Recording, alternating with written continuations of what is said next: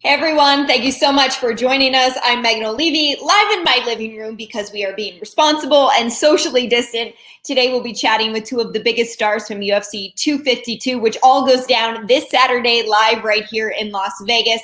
And just a reminder, this is a fan Q&A. So even though it's virtual, we want to hear from you. Start submitting your questions and our teams will be able to pull some of those so that Sean and DC will be able to answer them on this 30-minute or so chat. So thank you again for joining us. Let's get right into it and bring the fighters in. First off, he's one of the very few champs in all of UFC history. He looks to get his gold back this Saturday. You know him, the man, the myth, the legend, Daniel Cormier. Hey, what's up? Hi, how are you? Hey, Rosendo, you're in my shot, man. Seriously. Hey, Rosendo. Hey, what's going on, Megan? How you doing? Thanks for joining us, DC. Oh, man, good. It's always good to see you, my friend, and always good to spend some time with the fans, I love it. Exactly. All right, we got to bring in one more person before we start. He's ranked number 14 in the UFC bantamweight division. He went from Dana White's Contender Series to just absolute stardom here in the co-main event of UFC 52. Sugar Sean O'Malley. The Sugar Show! The Sugar Show has arrived! The Sugar Show! What's up, DC? What's up, Megan? Hey, I love this combo with you guys. I feel like this is so fun for everyone, including myself.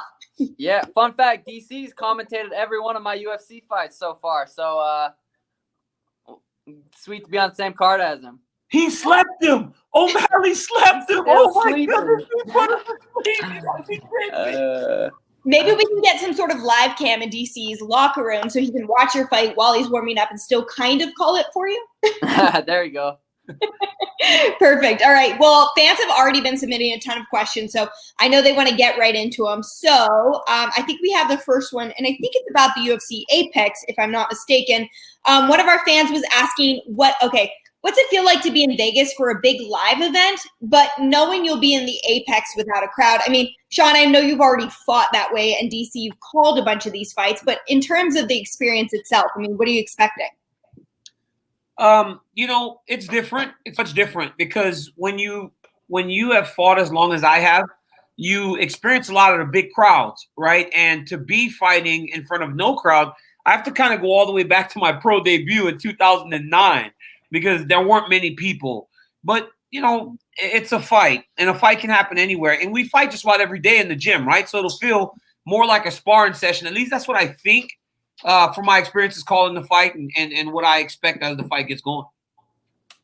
Yeah, for me, the biggest thing wasn't necessarily the fight. It was after I dropped Eddie. I would have loved that explosive surge of energy from the crowd during the fight.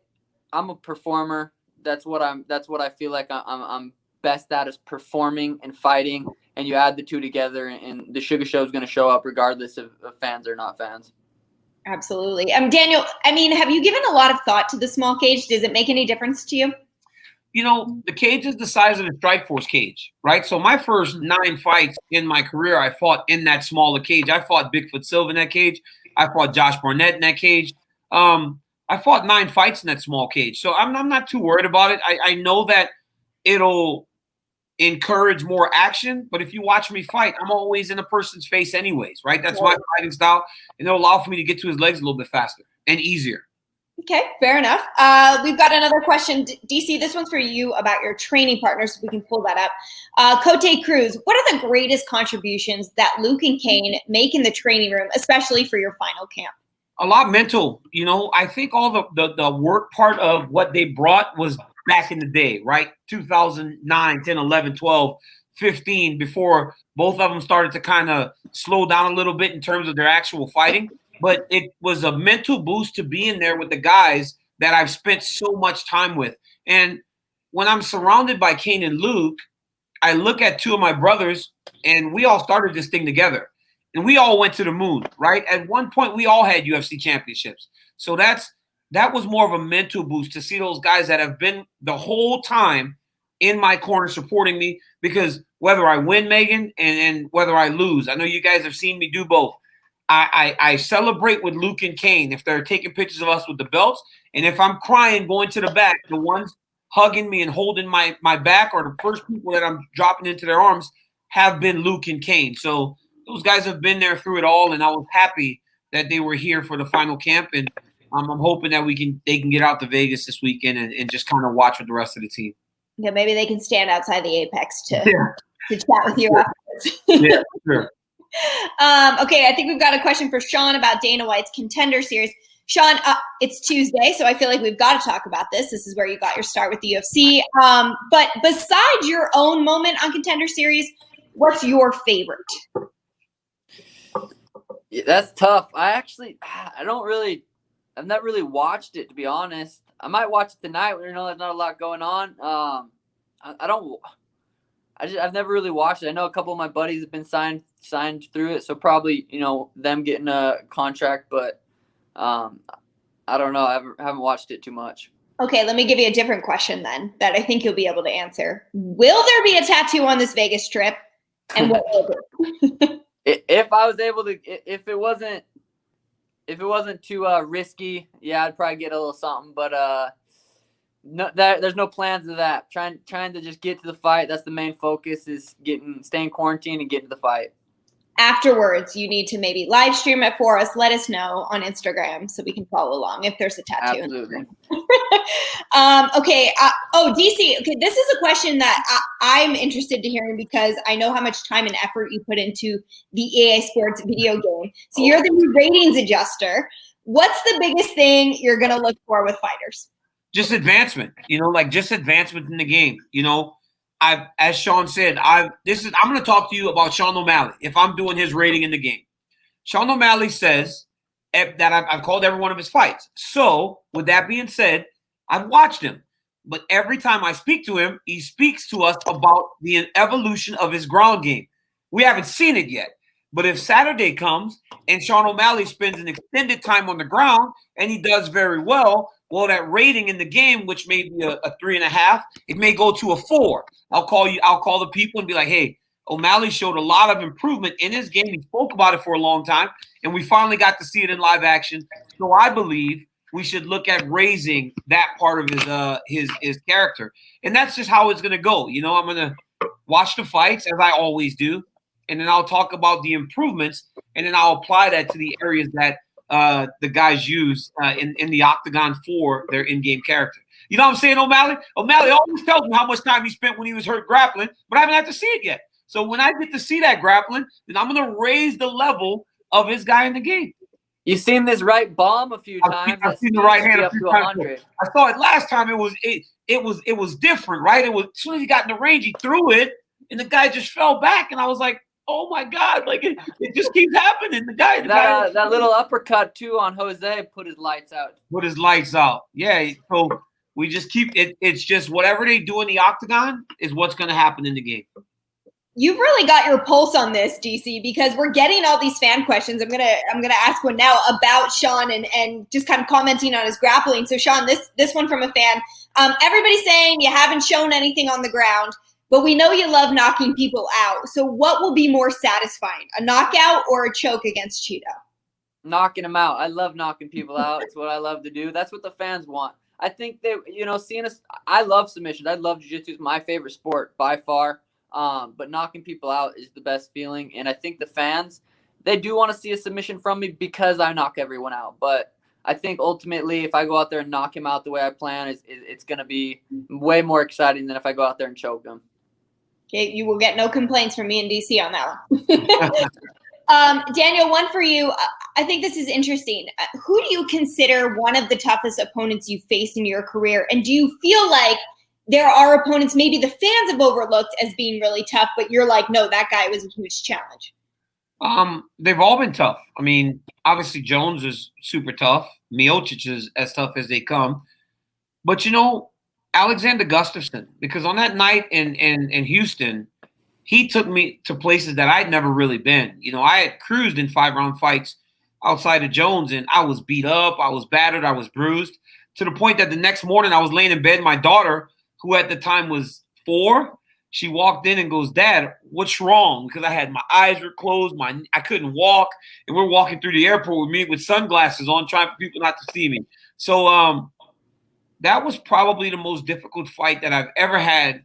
And honestly, even in wins and losses, that still may be one of the toughest fights I've ever had because he was just so good everywhere. That one was in Houston? It was in Houston, UFC 192. Yeah, it was a very, very difficult fight. Yeah. But they've all been tough. I mean, this is the 11th straight title fight that I've been in, or they were intended to be in. That's crazy. Like, I've only got 15 UFC fights. I ended up fighting Anderson, but I was scheduled to fight Jones at UFC 200. So it's like this is the 11th straight intended title fight in my career. I've only got 15 UFC fights. It's crazy. Oh my God. That really is crazy when you put it that way. Yeah, it's crazy. It's also the best. Yeah, I mean, it's also a testament to who you are as an athlete as well. I've been lucky. I would say more than lucky, skilled and lucky. Sean, we're getting a lot of questions here about your time as a champion. We know that's what you want in the future. And a lot of people are kind of wondering what that roadmap looks like when you predict you will be able to wear that gold around your waist. Next year for sure. I think it's it depends how I finish Cheeto. I go out there, win a decision. I'm not fighting that next big dude. I go out there and put his lights out. I'm fighting the next big dude. So it depends how I go out there and win this fight. And I gotta get through Cheeto. You know, he's won his last 6. He's 5 finishes, never been finished in the UFC or ever. And he's had 10 plus fights in the UFC or 10. And you know, this is a tough opponent. I'm not looking past him. But I think 2021 will be the year I get the strap. Excellent. You know, can I ask him a question? Sure. Yeah, go for it. You always talked about like when you wanted to advance. Like, is after this one, would you be ready to go and fight a top 10 guy? You think? Yeah, Cheeto's top 10. He won that last fight. If he won that last fight, where would he be at in the rankings? Mm-hmm. I think he'd be, maybe number 10. That'd be 6 in a row for him. If you go watch that fight, he won that fight. There's just no, how the judges are. It's ridiculous. So I think this is the top 10. I think this, in my eyes, this is a top 10 opponent. And after him, yeah, we'll see who's next. I know there's fights getting booked right now. I thought maybe I'd get that Cody fight, but he did the smart thing, dipped, and we'll see who's next.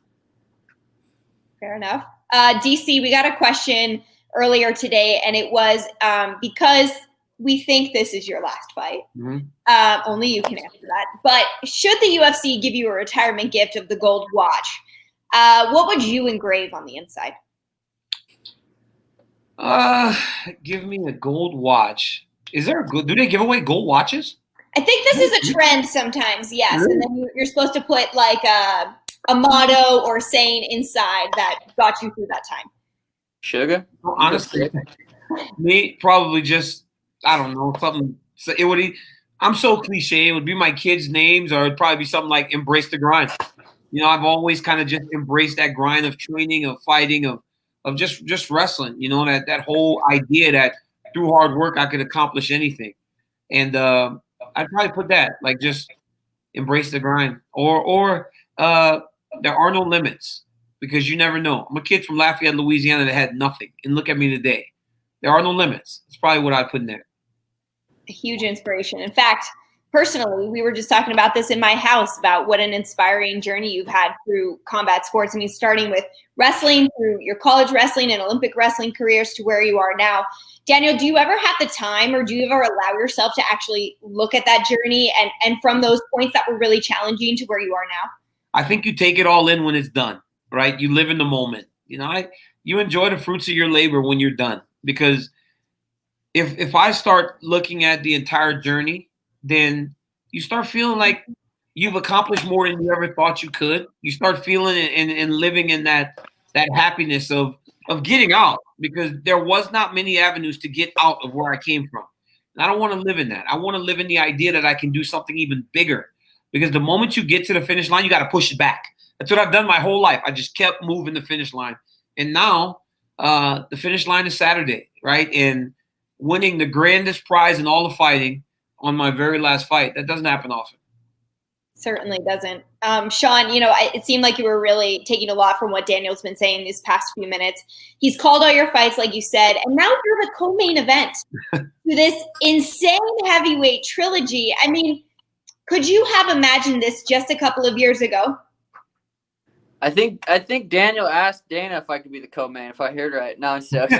Yeah, no, this is a legendary card. Every time I fight, I'm always the main event in my head. I'm the main event. No matter what card I've been on, I've been the main event.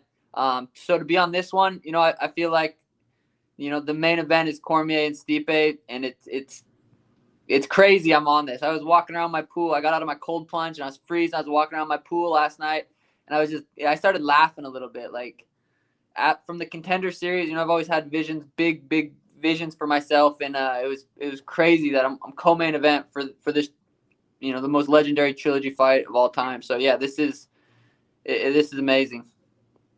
Daniel, that's something I wanted to ask you about, because you play this role of commentator as well, and you've watched Sean's entire career with the UFC. For you to see a guy to do what he's done from Contender Series to now this co-main event slot and do so well with the fans and the platform that he's given, I mean, what really do you see from Sean O'Malley so far?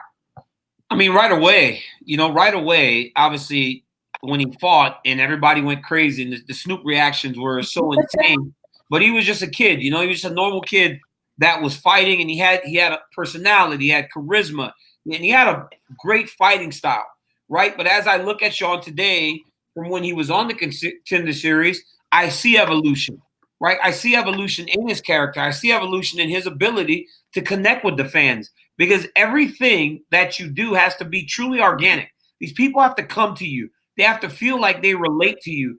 And that's why they support you. And I feel like he's done a fantastic job of finding where he belongs in the sport, and just getting to that point and then exploding through it and going to the next level. So now it's not going to be just Sean O'Malley fans. It'll be general sports fans and not MMA fans. You just got to keep pushing through the ceiling every time you get to a barrier. And I feel like at this point, this is a young man that hasn't been hitting very long. He's got 1 million Instagram followers already. That is a massive accomplishment for such a young fighter. And it speaks, and even his hair, even the hair. When I first saw it, I was like, oh my God, he's got his hair like 6'9" Tekashi, right? He had 6'9" Tekashi. And I was like, what is going on?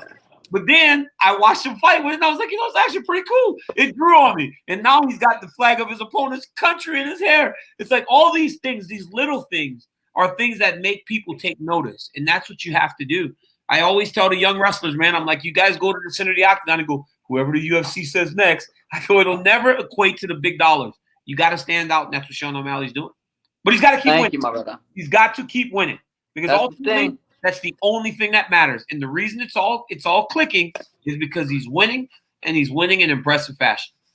Absolutely. I love hearing that. I think this is so cool to be able to share that. Sean, speaking of the hair, a lot of people were asking, including one of our fans, Rodrigo, how did you decide to do that with your hair?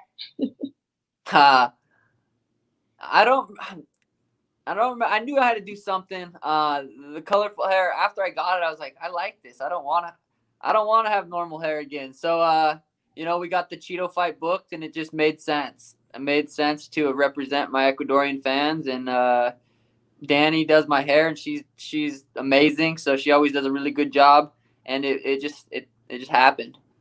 She does an amazing job, that is for sure. Yes. All right, we got another fan question from Zach Osborne. DC, this one's for you. I'm 10 years old from Sydney, Australia. DC is my favorite UFC athlete, and I was wondering what's the best way to get better at wrestling? Just practice. Just keep on practicing. It'll feel clunky. It'll feel odd, but just keep practicing. There are a number of things, Zach, that you can do by yourself. Just hit single legs. Go through your steps. Put 2 pieces of tape on the ground. That's one where you start your wrestling stance, and the second one is where you finish your shot. Do that hundreds and hundreds of times, and you'll be fine. And even if the success doesn't come right now, stick with it. It's a tough sport, but I promise you, once you're all said and done, you'll be better for it. Most wrestlers work harder than most people work their entire lives when they're 10 years old. So just keep learning. Keep applying yourself, and stick those pieces of tape on the ground. Start in position, finish in position on your shots, and it'll work for you. Daniel, you're such a good coach, and we've seen you obviously coaching for years. For you, is there one more than another that you enjoy in terms of coaching versus commentating, or do you like doing it all? I mean, what's it like for you? The reason I get so excited when I watch a guy like Sean O'Malley or talk about, I'm a fan of his sport. Like, I love this sport. I love mixed martial arts, and I love calling the fights. But my passion in my heart is with wrestling, because I coach wrestling for nothing. I coach wrestling for nothing but to help more wrestlers get an opportunity to do the things that I did. That's it. And I enjoy it. I enjoy seeing the development. I enjoy seeing kids sign scholarships. We've had in 2 years at Gilroy, we've signed 14 kids to athletic scholarships in college. That's a massive accomplishment for our program. So I love mixed martial arts like nothing else, but I enjoy coaching. I love coaching wrestling. I love coaching fighters, and I'm going to do more of it once I'm done. And as somebody who's with you backstage when you are calling fights, I don't think people know that you'll have your earphones in watching live matches, coaching. Oh, yeah. I don't think you're supposed to tell people that. Like, you're not supposed to say that. Whenever there have been times where my kids have been in big tournaments, O'Malley, where I take my phone and I just stick it down on the table, and I'll look down to check the score every now and again. I meant before, not during. I try to stay on task. All right. So now I got DC in trouble. Let's move on from that. Sean, actually, this is kind of cool. Somebody is saying that they made an intro for you and Tim's podcast.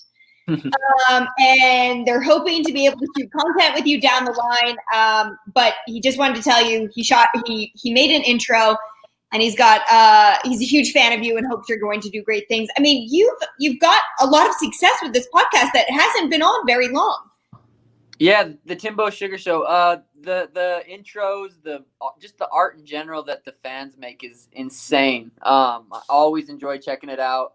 The intros are always amazing, and we have a ton of backup intros, and that we have enough that we could probably do a new intro every podcast. But yeah, the podcast is something we do, the Timbo Sugar Show, once a week, and if you've listened to it, we just kind of say whatever. We don't really monitor ourselves too much, and it's definitely not for everyone, but it is growing and it's getting bigger, and it's something that we enjoy doing, and it doesn't feel like it's not a job. It's we talk for an hour every week, so yeah, I enjoy it.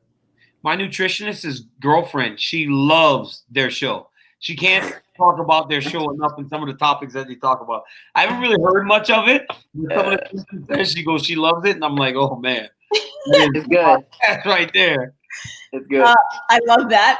Speaking of your nutritionist, DC, we got some questions for you regarding food.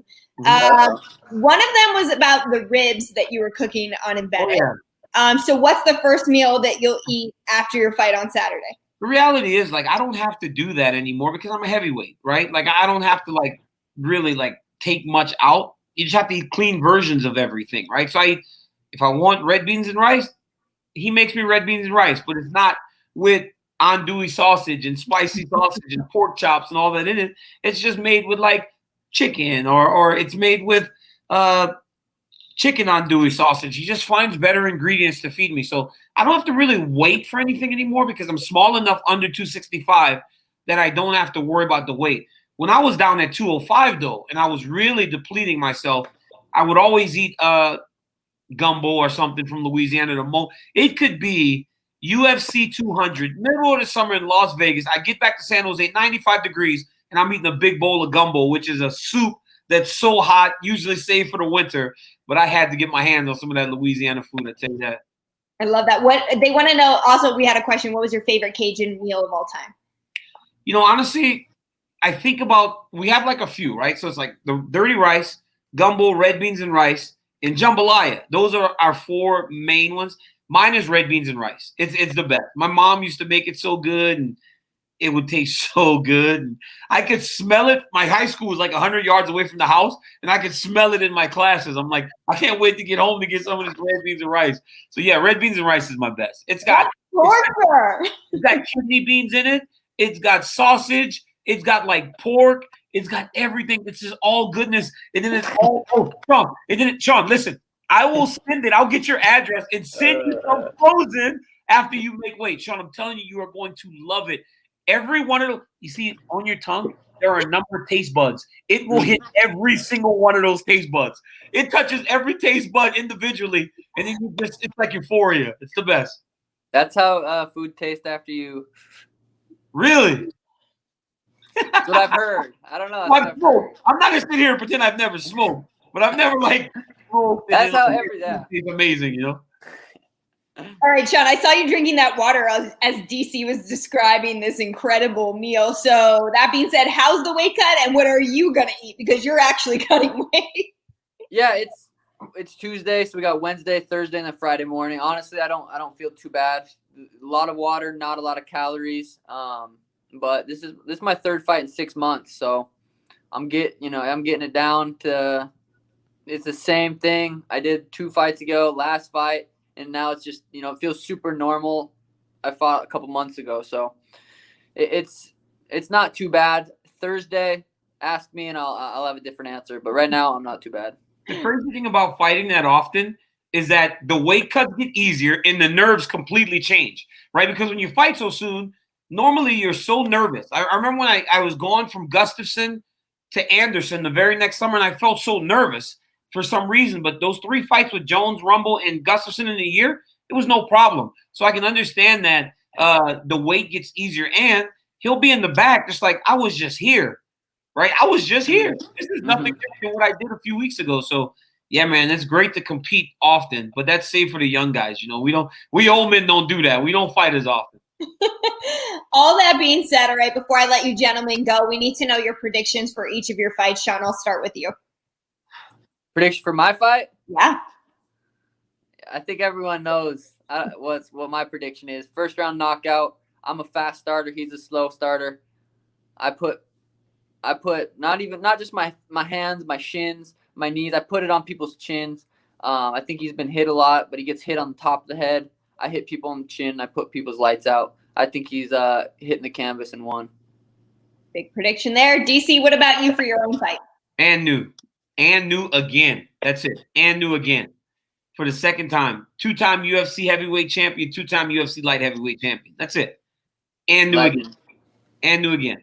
Man, I'm so excited, and I'm so honored to be able to work this fight card that both of you are on Saturday night on pay-per-view, which is on ESPN Plus, UFC 252. Sean and Daniel, thank you guys so much for joining me today. We appreciate you answering all these fan questions. Thank you so much.